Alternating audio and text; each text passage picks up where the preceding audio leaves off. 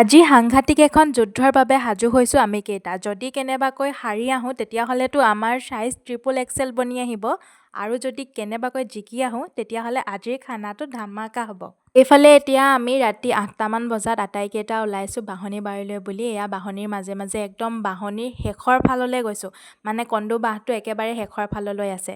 তাৰপিছত আৰু যথাসময়ত আমাৰ যুদ্ধৰ আৰম্ভণি হৈছে। আৰু এইফালে যে খেৰ জ্বলাই আছে দেখিছে নহয়, এইজন হৈছে আমাৰ যুদ্ধৰ সেনাপতি।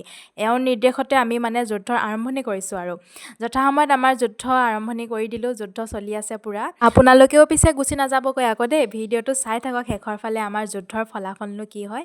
এইফালে আমাৰ যুদ্ধ ধুনীয়াকৈ চলিয়ে আছিলে, কিন্তু তাৰ মাজতে আমাৰ দুজনমান সৈন্যই প্ৰাণৰ ভয়ত যুদ্ধক্ষেত্ৰৰ পৰা পলায়ন কৰিলে যদিও দুজনমান সৈন্যই খুব সাহসেৰে যুদ্ধ কৰি থাকিলে, আৰু একেবাৰে শেষৰ ফালে আমাৰ যুদ্ধৰ জয় নিশ্চিত হ'ল আৰু শেষত আমি জয়ী হ'লোঁ।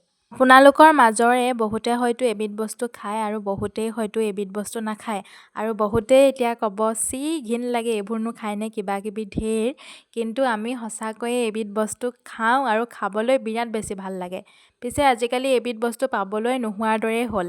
আমাৰ ঘৰৰ বাৰীতেই আছিলে, মানে বাঢ়নী বাৰীতে বহুত দিনৰ পৰা আছিলে। আমি আচলতে বহুত আগতেই ভাঙিব লাগিছিলে, টোপ প্ৰায় আধা উৰুৱাই নিয়াৰ দৰে হ'ল, আমি গমেই নাপালোঁ। আৰু যেতিয়া গম পালোঁ তেতিয়া ভাঙিলোঁগৈ আৰু এইফালে চাওকচোন এতিয়া কিমানখিনি টোপ পালোঁ।